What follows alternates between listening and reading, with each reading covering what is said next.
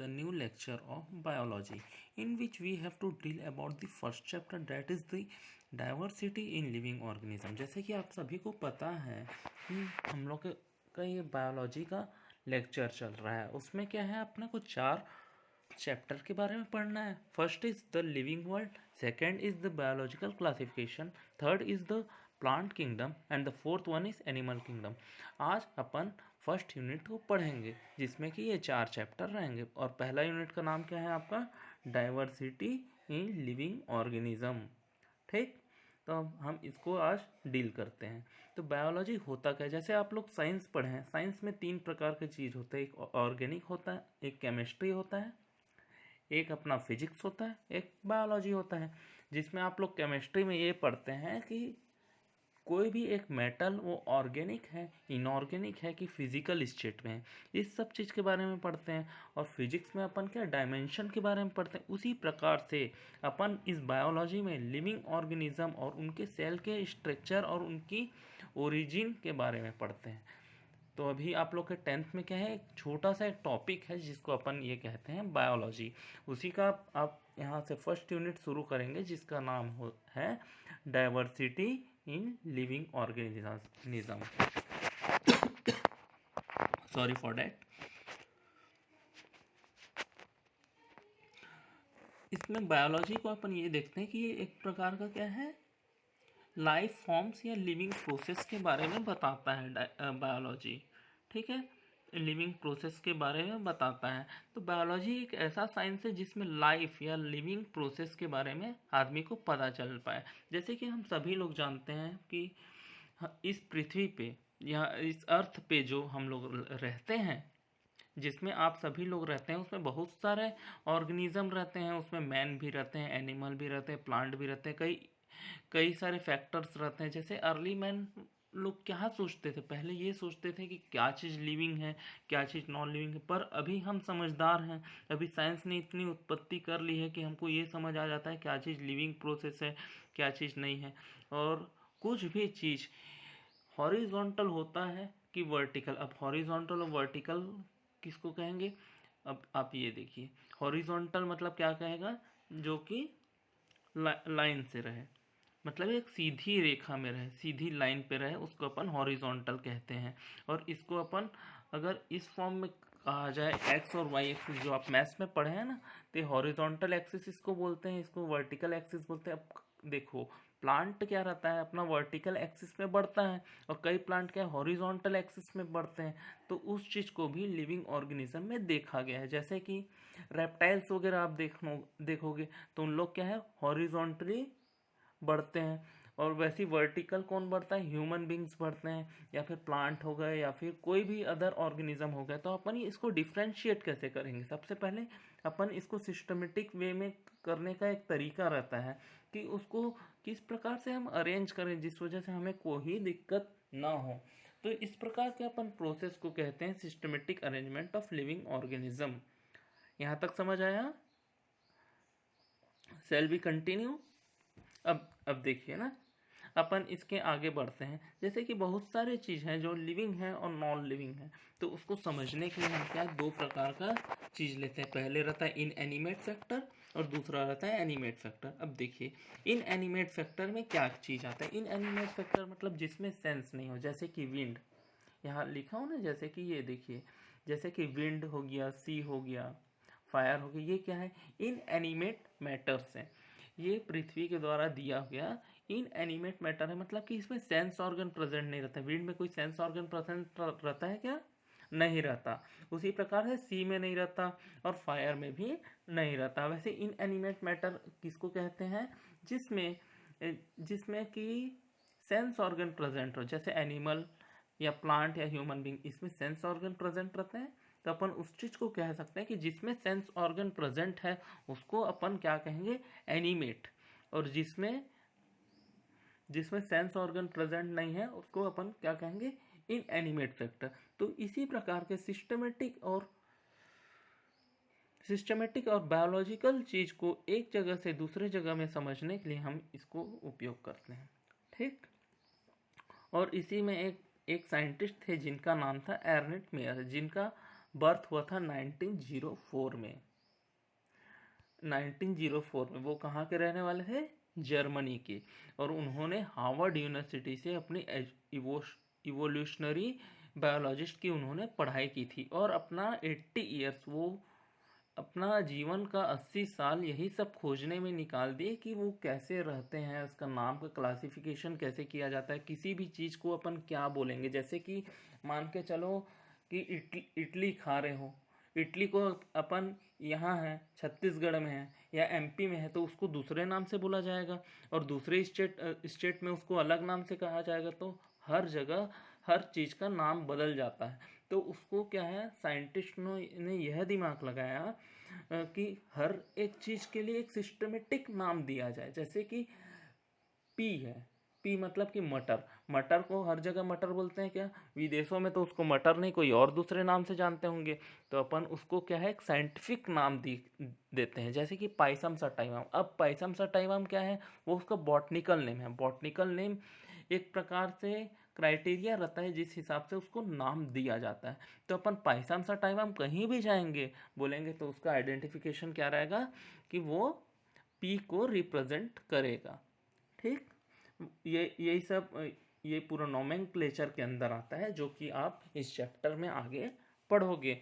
तो उसमें ये जो साइंटिस्ट हैं जिनका नाम है अर्नेट मेयर, इनकी बहुत बड़ी कंट्रीब्यूशन रही थी, और इनका ये ये 100 साल की उम्र में इनका डेथ हो गया था। ठीक, अब आगे अपन बढ़ते हैं। अब नेक्स्ट टॉपिक आता है कि क्या चीज़ अपन लिविंग है और क्या चीज़ नॉन लिविंग है। ठीक है, अब ये देखो कि अपन इस दुनिया में रह रहे हैं। ठीक है, अपन पृथ्वी में रह रहे हैं, मानव रूप लिए हैं। कितना सौभाग्यशाली हैं कि हमें मानव जीवन मिला है। तो उसमें क्या है, बहुत सारे चीज़, अमेजिंग चीज़ हमको देखने को मिलता है। क्या चीज़ मिलता है? लिविंग ऑर्गेनिज्म भी रहते हैं यहाँ, कई कोल्ड माउंटेन भी हैं, कई फॉरेस्ट भी हैं, कई अपन सी भी देखते हैं, कोई फ्रेश वाटर लेक है, या ऐसे भी चीज़ हैं जो जो कुछ बोलते नहीं। जैसे कभी पेड़ पौधे बोलते हैं क्या? नहीं बोलते हैं। ऐसा भी स्पीचलेस चीज़ है। बहुत सारे ब्यूटी है हमारे अर्थ में। जैसे कि अपन माइग्रेटिंग बर्ड्स को देखते हैं, फ्लावर्स को देखते हैं, या शार्क को देखते हैं। ये सब चीज़ हमको अच्छा लगता है ना, मतलब जिससे हमको सेंस को अच्छा लगे। वैसे ह्यूमन में कितने प्रकार के सेंस होते हैं? 5 प्रकार के सेंस होते हैं। तो उस हिसाब से इकोलॉजिकल कॉन्फ्लिक्ट और कोऑपरेशन को अपन देखा जाए तो पॉपुलेशन भी बढ़ना हमारे समाज के लिए ज़रूरी है। मतलब एक के बाद दूसरा की उत्पत्ति होगा तभी तो ये जीवन चलेगा। एक से थोड़ी कुछ चीज़ हो जाएगा। तो अब लिविंग को अपन बायोलॉजी के टर्म में किस प्रकार से समझें कि लिविंग बींग्स हैं कि नॉन लिविंग बींग्स हैं। तो पहले बात चीज़ ये देखा जाता है जिसमें ग्रोथ हो। जैसे कि एक छोटा चीज़ है, इसमें धीरे धीरे ग्रोथ हो रहा है। जैसे जैसे किसी भी चीज़ में ग्रोथ तो वो क्या कहलाएगा? लिविंग। और जिसमें ग्रोथ ना हो वो नॉन लिविंग। तो ये एक मेजर फैक्टर देखा जाता है कि लिविंग और नॉन लिविंग में क्या अंतर रहता है। जैसे कि इसमें 5-6 फैक्टर देखा जाता है। जैसे कि पहला रहता है growth, reproduction, cell division, environment का साथ स्टेबलाइजेशन वो कर पाता है कि नहीं, उसमें मेटाबॉलिज्म का चीज़ होता है कि नहीं, वो अपने आप को रेप्लिकेट कर पाता है कि नहीं, वो सेल्फ रेप्लिकेट मतलब इधर उधर चल पाता है कि नहीं, या सेल्फ अपने आप से ऑर्गेनाइज रहता है कि नहीं। अब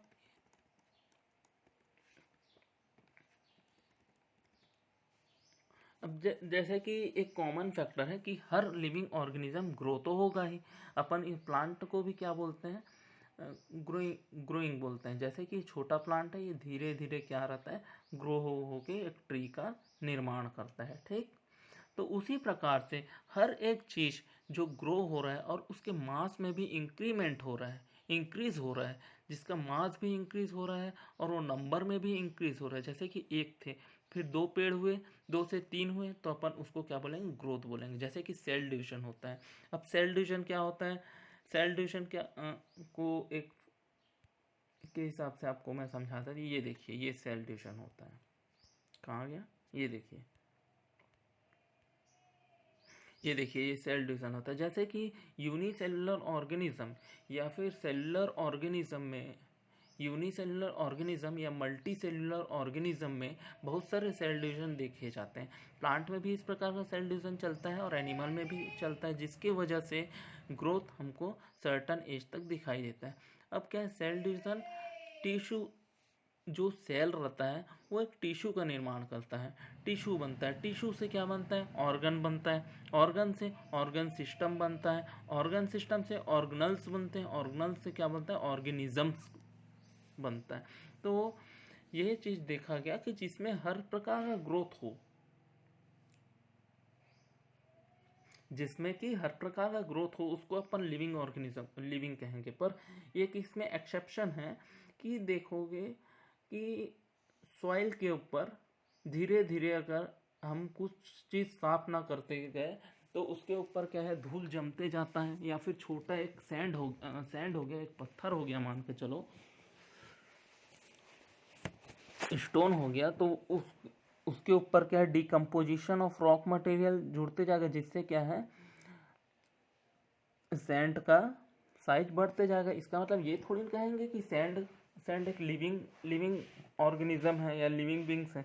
तो हर एक चीज़ जो ग्रोथ हो वो ज़रूरी नहीं है कि वो लिविंग के अंदर आए। जैसे कि इसमें एक एक्सेप्शन क्या है आपका, सैंड जैसे छोटा है, अब उसके ऊपर कुछ गिरेगा तो धीरे धीरे क्या, सैंड अगर बड़ा हो रहा है तो इसका मतलब ये थोड़ी बोल देंगे कि वो लिविंग है कि नॉन लिविंग है। तो उसमें एक सेकंड क्राइटेरिया आता है जिसको बोलते हैं सेल डिवीजन, जिसका अभी मैं आपको अभी आपको पहले जो अभी प्ले हो रहा है आपका वीडियो, उसमें आपको पहले ही बताया था, दिखाया था वो चीज़ क्या था, सेल डिवीजन। चलो एक बार और देख लेते हैं।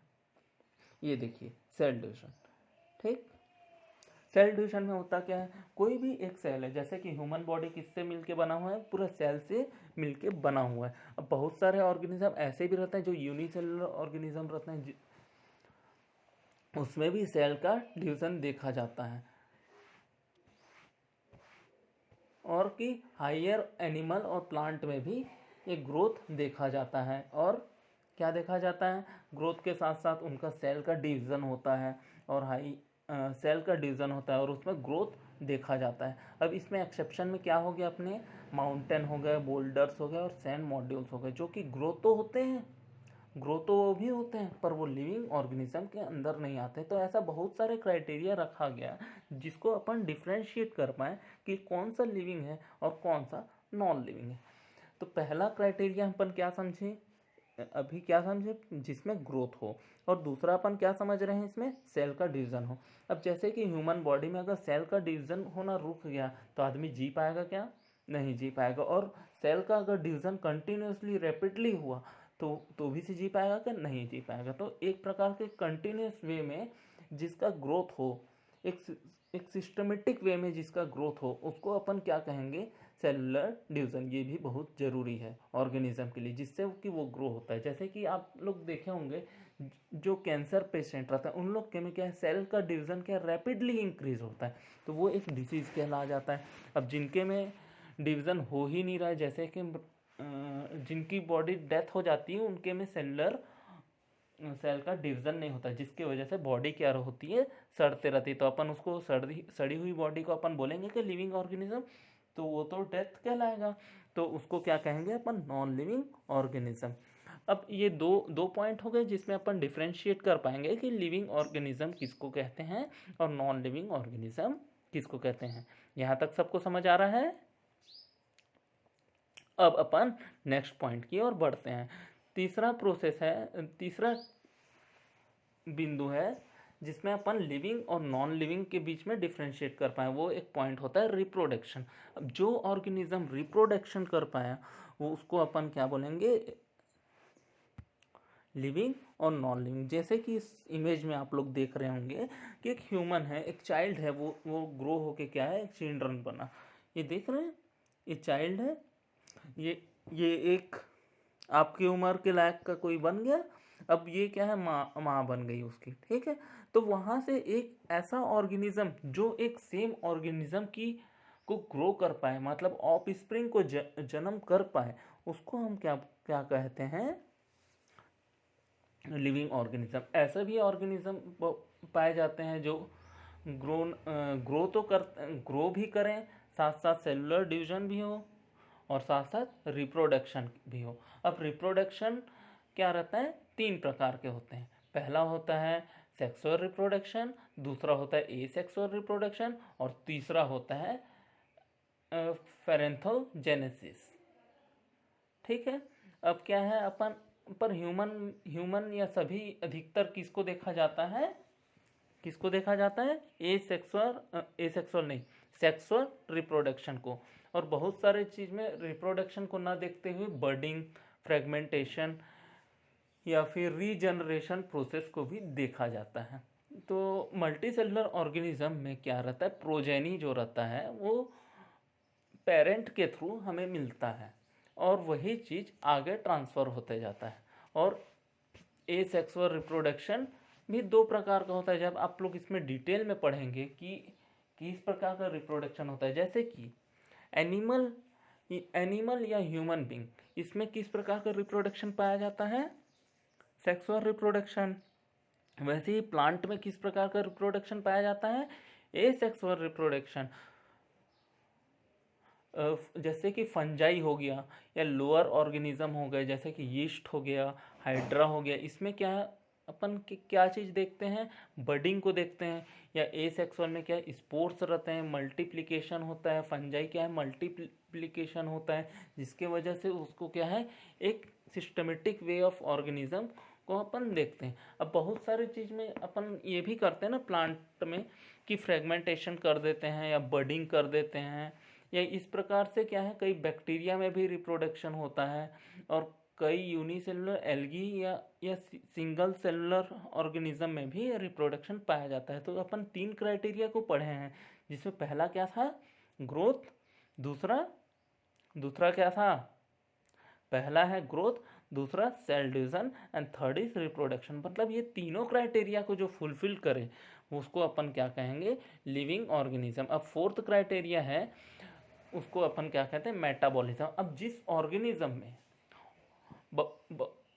जिस ऑर्गेनिज्म में आपका जो केमिकल रिएक्शन चले, जिसमें कि मेटाबॉलिज्म हो, जो कि बड़े प्रोडक्ट को छोटे प्रोडक्ट में तोड़ने की प्रोसेस चलती रहे, अपन उस चीज़ को क्या कहते हैं, मेटाबॉलिज्म। जैसे कि अपन लोग खाना खाते हैं, वो क्या रहता है, मुंह से एंटर करते हैं अपन कोई भी खाने को, तो पहले क्या है, पहले चबाया जाता है, तो क्या है, बड़े पार्टिकल्स को छोटे पार्टिकल्स में पहले तोड़ते हैं। अब तोड़ने के बाद वो बहुत सारे फंक्शन से गुजर के वो पचता है। अगर मान के चलो किसी के शरीर में अगर पच नहीं रहा है, तो वो लिविंग ऑर्गेनिज्म कहलाएगा क्या, नहीं कहलाएगा। ऐसे में तो उसकी डेथ हो जाएगी। तो उसमें क्या है, हर एक चीज़ को देखा जाता है। जिस ऑर्गेनिज्म में मेटाबॉलिक प्रोसेस चले उसको अपन क्या कहते हैं, लिविंग ऑर्गेनिज्म। और जिस ऑर्गेनिज्म में मेटाबॉलिक प्रोसेस ना चले उसको अपन क्या कहेंगे, नॉन लिविंग ऑर्गेनिज्म। जैसे कि विंड में चलती क्या मेटाबॉलिज्म प्रोसेस, नहीं चलती। सैंड में चलती है क्या, नहीं चलती। सैंड सेंस को फील कर पाता है क्या, नहीं कर पाता। उसका ग्रोथ होता है क्या, नहीं हो पाता। तो ये सब चीज़ क्या है, नॉन लिविंग के अंदर आते हैं। अब लिविंग के अंदर क्या आएंगे, जिसमें कि रिप्रोडक्शन होता है। प्लांट में होता है रिप्रोडक्शन, हाँ होता है। किस प्रकार का रिप्रोडक्शन, एसेक्सुअल रिप्रोडक्शन।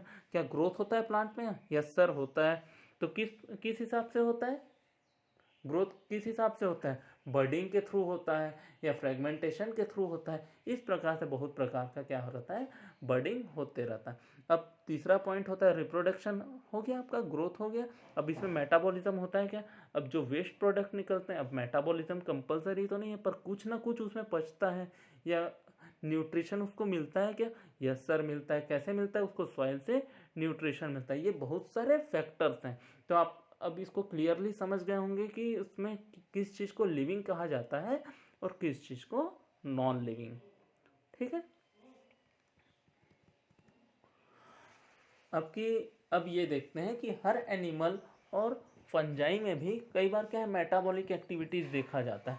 जैसे कि नॉन लिविंग में मेटाबॉलिज्म नहीं देखा जाता। मेटाबॉलिज्म क्या है, सेल के अंदर भी प्रेजेंट होता है और सेल के बाहर भी प्रेजेंट होता है। जैसे कि अपन किसी को भी अपन देख ना पाए उसको अपन क्या है, टेस्ट ट्यूब के थ्रू बायोलॉजी में देखते हैं, साइंस में उस चीज़ को प्रैक्टिकल करके देखा जाता है। इस प्रकार के ऑर्गेनाइजेशन को अपन क्या कहते हैं, cellular organisation of the body. तो इसमें क्या है, अब इसमें अपन बहुत सारे टेक्निकल वर्ड्स यूज़ करेंगे, जैसे कि लिविंग ऑर्गेनिज्म को क्या है, एक सराउंडिंग्स चाहिए, उसको इन्वायरमेंट का स्टिमुली चाहिए। मतलब कि जैसे अपने को सांस में मिल रहा है, कुछ ना कुछ चीज़ बाहर से मिल रहा है तभी तो हम जीवित हैं। अगर सांस ना मिले या पेड़ पौधे से अपने को सांस ना मिले, जैसे कि अभी सबको पता है कि कोरोना का समय चल रहा है, ठीक है, वो भी क्यों चल रहा है, क्योंकि किसी ने ये वायरस बना के स्प्रेड कर दिया, जिसके वजह से हम लोग को क्या कहते हैं, मास्क लगाओ वगैरह करो। अब मान के चलो, अगर मास्क लगा रहे हैं, अगर हर जगह वो वायरस रहा तो हम जो सांस अपन ले रहे हैं उसके थ्रू वो पॉल्यूटेंट भी हमारे अंदर जाएगा, पॉल्यूटेंट भी अंदर जाएगा, वो पॉल्यूटेंट भी हो सकता है, वो वायरस भी हो सकता है, वो बैक्टीरिया भी हो सकता है। तो अपन कैसे उसको अवेयर करेंगे, तो इस कारण हमको क्या है, एयर लेना भी बहुत ज़रूरी होता है। और क्या है, एनिमल, और जैसे कि आप सांस ले रहे हैं तो बहुत सारे केमिकल एक्टिविटीज़ आपके शरीर में हो रही है। जैसे कि अगर आप सांस ले रहे हैं, अगर आप सांस ले रहे हैं तो ये चीज़ देखना कि आप सांस ले रहे हैं तो ये ब्लड में जाके मिक्स हो रहा है, ऑक्सीजन मिक्स हो रहा है, और CO2 क्या होता है, अपन एक्सेल आउट करते हैं। एक्सेल आउट मतलब कि बाहर छोड़ते हैं। आप ये सब चीज़ 9वीं 10वीं में पढ़ चुके होंगे, 9th-10th क्लास में पढ़े हैं ना ये सब चीज़। हाँ, अब प्लांट क्या चीज़ को रेस्पॉन्ड करता है, वो लाइट को रेस्पॉन्ड करता है और वाटर को रेस्पॉन्ड करता है, और उसमें बहुत सारे टेम्परेचर के भी वेरिएशन होते हैं। जैसे कि प्लांट को कहते हैं ज़्यादा टेम्परेचर में रखना चाहिए, धूप में रखेंगे तो ज़्यादा ग्रो होगा, तो वो भी एक मेजर फैक्टर हो जाता है। तो उसमें क्या है, बहुत सारी चीज़ प्रॉपर्टी को डिफाइन करती है कि कौन सा चीज़ लिविंग है और कौन सा चीज़ नॉन लिविंग। पर जैसे कि अपन ह्यूमन बीइंग में आते हैं तो ये थोड़ा डिफ़िकल्ट हो जाता है कि लिविंग स्टेट में है कि नहीं। जैसे कि कई जगह अपन ऑब्जर्व करते हैं कि जो पेशेंट है अगर कोमा में है हॉस्पिटल, तो पर उसको वर्चुअली हमको क्या है, उसको मशीन के सपोर्ट में है, तो अपन उसको लिविंग बोलेंगे कि डेथ बोलेंगे, ये चीज़ बहुत बड़ी समस्या है। तो क्या है, क्योंकि क्यों हमको उसको कोमा में रखना पड़ता है, क्योंकि उतने समय उस आदमी का जो ही भी वो पेशेंट रहता है उसका ब्रेन क्या है, डेड हो जाता है। तो ब्रेन क्या है, इस सब चीज़ को कंट्रोल करता है, तो ब्रेन कंट्रोल नहीं कर पाता है। दैट्स वाई इसको क्या है, वर्चुअल मशीन के थ्रू रखा जाता है। और ऐसे पेशेंट को क्या है, सेल्फ कॉन्शियसनेस नहीं रहता है, वो किसी चीज़ को सेंस नहीं कर पाता। अब उसको अपन जब तक वो नॉर्मल स्टेट में नहीं आएगा तो अपन ये नहीं कह सकते कि वो लिविंग है कि नॉन लिविंग। इस कारण देखना कई कोमा पेशेंट क्या कई महीनों तक बोलते हैं कि आपको इंतज़ार करना पड़ेगा, आपको थोड़ा इंतज़ार करना पड़ेगा। ये सब चीज़ डॉक्टर क्यों कहते हैं, क्योंकि वो लोग ये डिसाइड ही नहीं कर पाते कि वो मरा है कि जिंदा है, ठीक। और हायर क्लास में अपन देखते हैं जैसे कि फिनोमिना है कि इंट्रैक्शन, या जिसमें कि चलने की एक प्रोसेस हो, जैसे कि जो मूव करे, जैसे कि ऑर्गेनिज्म मूव होते हैं तो वो क्या है, लिविंग ऑर्गेनिज्म के अंदर आएंगे। जो मूव ना हुए वो नॉन लिविंग के अंदर आएंगे। जैसे कि एनिमल अगर जिंदा है तो मूव होगा, पर अगर मर गया है वो ऑर्गेनिज्म तो वो कहाँ से मूव होगा। तो ठीक है, ऐसा बहुत सारी चीज़ देखा जाता है। पर कई लोग क्या है, मूव भी नहीं करते पर लिविंग रहते हैं। जैसे कि प्लांट, अब प्लांट भी क्या है, अपना न्यूट्रिशन किसके थ्रू लेते हैं, सनलाइट के थ्रू। तो बहुत सारे फैक्टर्स होते हैं जिससे अपन ये कह पाएँ कि वो लिविंग होती है कि नॉन लिविंग, ठीक है। अब यहाँ तक आप समझ गए। अब आगे देखिए, अब आपका नेक्स्ट टॉपिक है diversity in the living world. अगर अपन अच्छे से किसी भी चीज़ को देखा जाए कि बहुत सारे लिविंग ऑर्गेनिज्म इस दुनिया में रहते हैं, जिसमें कि plant, animal, bird, insect, pets या बहुत सारे अदर ऑर्गेनिज्म भी इस पूरे पृथ्वी में पाए जाते हैं। तो बहुत सारे ऑर्गेनिज्म पाए जाते हैं जिसको अपन अपने आँखों से देख पाएँ या जिसको अपन नेक्ड आई से देख पाते हैं। और बहुत सारे ऐसे ऑर्गेनिज़्म रहते हैं जिसको अपन नेक्ड आई से नहीं देख पाते, जैसे बहुत सारे बैक्टीरिया हो गए या वायरसेस हो गए जिसको अपन क्या है अपने नेकेड आई से नहीं देख पाते। और बहुत सारे ऑर्गेनिज्म ऐसे भी होते हैं जिसको अपन नेक्ड आई से देख पाते हैं, जैसे कि अपन डेंस फॉरेस्ट में कोई भी ऑर्गेनिज्म अगर घूम रहा है या जो भी ग्रेटर नंबर ऑफ ऑर्गेनिज्म है उसको अपन ईजिली से फाइंड आउट कर लेते हैं कि नहीं। जैसे कि कोई एक डिफरेंट काइंड ऑफ प्लांट है, मतलब कुछ एक प्लांट है जंगल में, अब वहाँ हमको पता है कि ये ऑर्गेनिज्म पाया जाएगा, तो वो उसका क्या है स्पेसिफिकेशन है कि वो ऑर्गेनिज्म उस पेड़ के आसपास ही पाया जाएगा। तो इससे क्या है हमको ये समझ में आता है कि प्लांट और एनिमल दोनों के कॉम्बिनेशन से ही जीवन चलता है।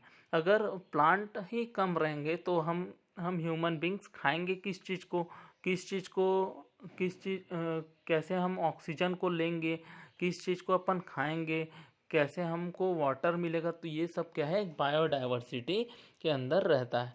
तो जैसे कि मैं पहले भी बताया था कि हमारे पृथ्वी में बहुत सारे प्लांट और एनिमल रहते हैं। अब हर एक प्लांट अपने जगह पे रहता है तो उसका एक अलग नाम होता है उस एरिया के हिसाब से और उसका प्लेस जैसे चेंज होते जाता है तो उसका नाम में भी चेंज आते जाता है। तो वो तो हमें क्या कंफ्यूज हो जाते हैं। जैसे कोई भी एक ऑर्गेनिज्म है, मान के चलो अगर यहाँ उसको कुत्ता बोलेंगे तो छत्तीसगढ़ी लैंग्वेज में उसको क्या बोलेंगे, कुकुर बोलेंगे। तो इसका मतलब क्या है हर हर ऑर्गेनिज्म का अलग अलग नाम होता है। तो उसको क्या है आपको अर्नट मेयर के बारे में बताया था ना, अभी यही वीडियो के शुरू शुरू में बताया था मैं आपको। अर्नट मेयर जिनका जन्म 1904 को हुआ था, उन्होंने ही एक सिस्टमेटिक वे ऑफ नेमिंग को बनाया जिसको अपन क्या कहते हैं नोमेनक्लेचर। ठीक है, तो उस चीज़ को बताया जैसे हर एक चीज़ का वो होता है एक सिस्टमेटिक नाम होता है। जैसे कि ये देखिए जिसको अपन बायनोमियल नोमेनक्लेचर कहते हैं। जैसे कि मैंगो को अपन क्या बोलेंगे मैग्नीफेरा इंडिका, वैसे पी को अपन क्या बोलेंगे पाइसम सटाइमम। ऐसे हर एक चीज़ का क्या रहता है एक सिस्टमेटिक नाम रहता है जिससे उसको समझ पाए कि वो किस चीज़ के लिए बना हुआ है। अब ये चीज़ तो ऐसा नहीं बन सकता, तो इसके लिए क्या एक कोड का ज़रूरत पड़ता है जिसको कहा जाता है international code for biological nomenclature.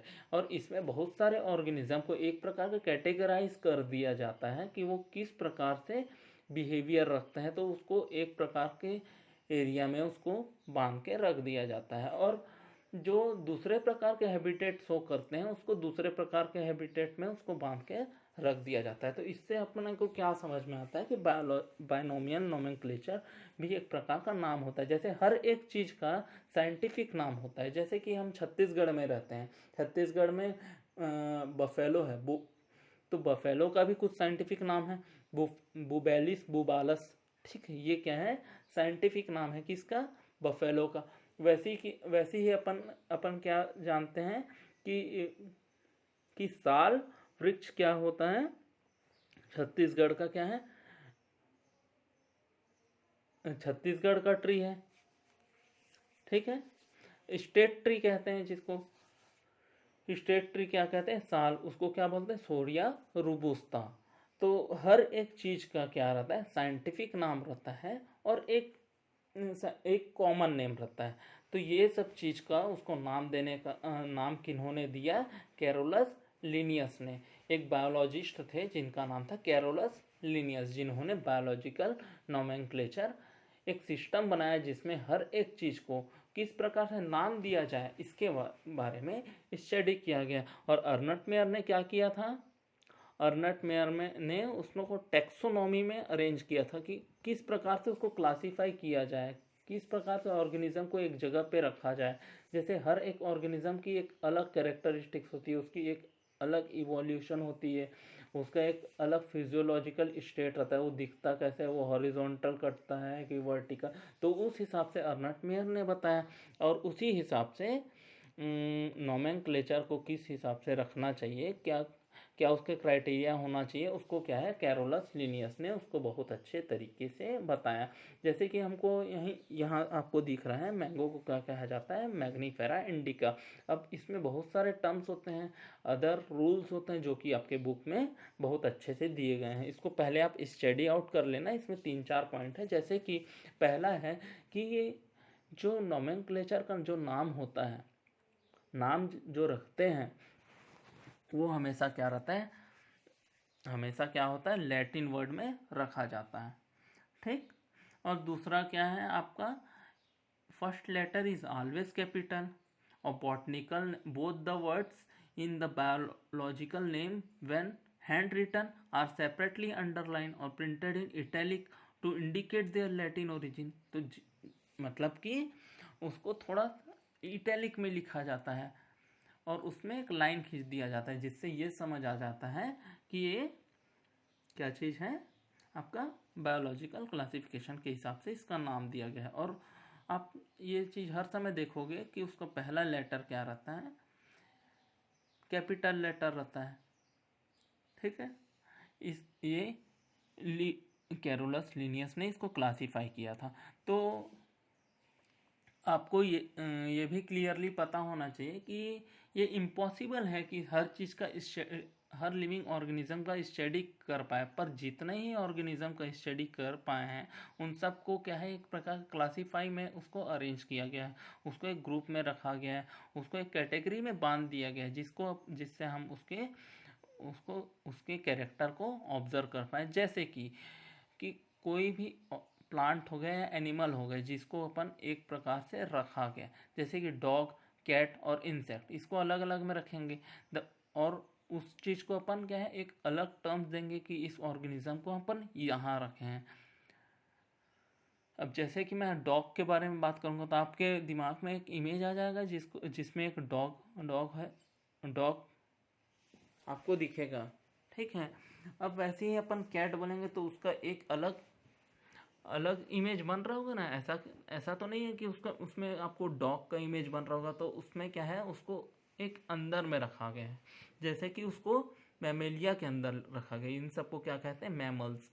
और बहुत सारे ऑर्गेनिज्म ऐसे भी रहते हैं जिसको मैमल्स के अंदर नहीं रखा जाता, अलग क्लासेस में रखा जाता है कि जैसे कि रेप्टिलिया हो गया या रेप्टाइल्स वाले हैं उसको रेप्टिलिया के अंदर रखा गया। अब जैसे जो सेम प्रोडक्ट हैं जैसे कि वीट हो गया, राइस हो गया, अब इसको क्या फेनेरोग्राम्स या एंजियोस्पर्म या जिम्नोस्पर्म इस हिसाब से उसको डिवाइड करके रखा जाता है।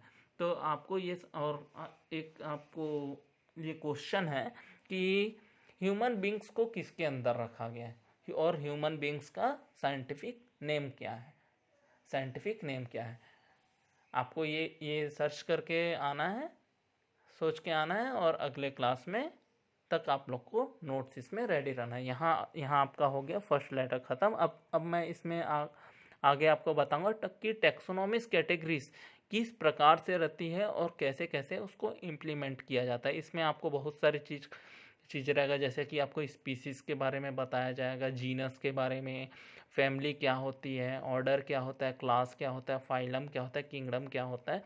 उस हिसाब से जैसे कि मैन का आपके बुक में ही दिया है कि उसका बायोलॉजिकल नेम क्या है, उसका जीनस क्या है, उसको किस फैमिली में रखा गया है, किस ऑर्डर में रखा गया है, किस क्लास में रखा गया है और वो कौन से डिवीज़न के अंदर आता है। ये सब चीज़ को आपको घर से एक बार रिवाइज करके आना है। अब नेक्स्ट लेक्चर में अपन इसी चीज़ को देखेंगे। ठीक, that's all for students, bye.